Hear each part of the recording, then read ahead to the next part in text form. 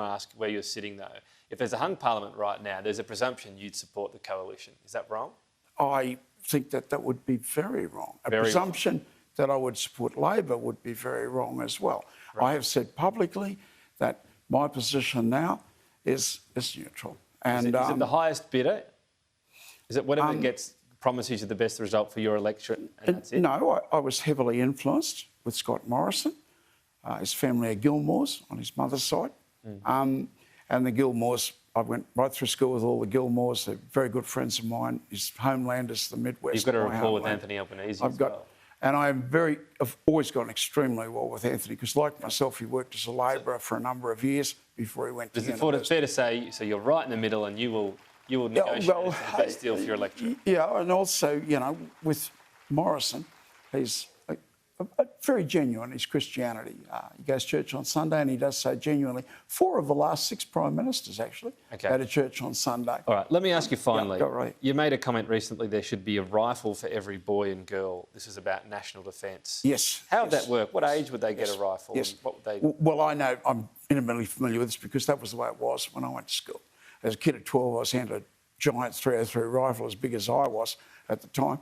And so every kid in Australia... When you went to school, every kid in Australia was not handed a rifle? Every kid in Australia had a rifle, and it was in the school armoury, locked up in the school armoury.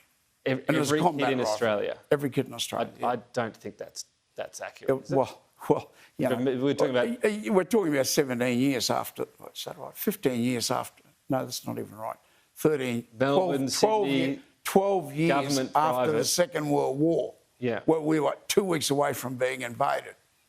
Every kid had access to... Well, had access. I'm not 100% certain, but all I can tell you is the state school in Charters Towers and the 4 private boarding schools, very big schools in those days, all 5 schools had the armoury, and every single kid had a very rifle. different to the... I'm not sure on those schools. That's very different to the whole country, some sort of government. There's never been... Well, we're checking on that at the present moment, but I would be very surprised if it wasn't. If your country was nearly invaded, it's 12 years after. I'd be astonished if that were the case. I'm always happy to be corrected. What age would they be getting a rifle and what would they be doing with it? They would be 13 and they would be trained to use that rifle.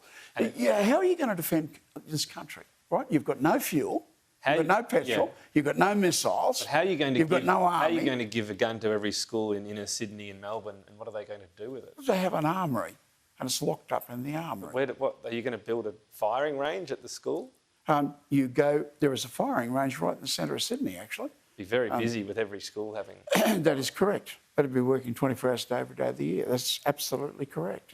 And that's where we want to go. Because there's no way you're going to hold, if someone decides to take Australia, and I mean, look at the evidence.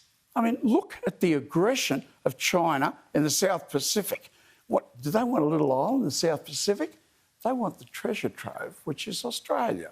You don't see any potential downsides with every child in the country getting a rifle? It's very interesting. North Dakota and South Dakota have the lowest death rate with guns in the world. Guess what states have the highest ownership of guns in the world? North Dakota. The same with Queensland. But let me say, the Ukraine.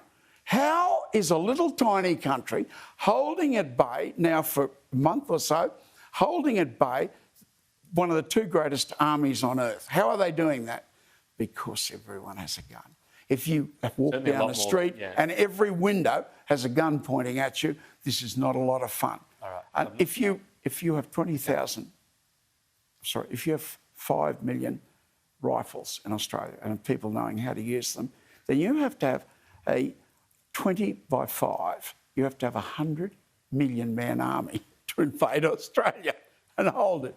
And that is why Israel, Finland, Sweden, Switzerland, all of these countries have a policy of proliferation. All right. Well, a lot of these countries have faced existential threat, which at this stage, thankfully, we don't have in Australia. I think you do, Tom. We don't have... I think we do. We're not facing the same situation as Ukraine. Let's disagree. No, I think you are. We're in the same situation. I think you are. Yes, I think you are. Which is currently being invaded by Russia. Yes. And if we had another 5 minutes, I would put teeth on that.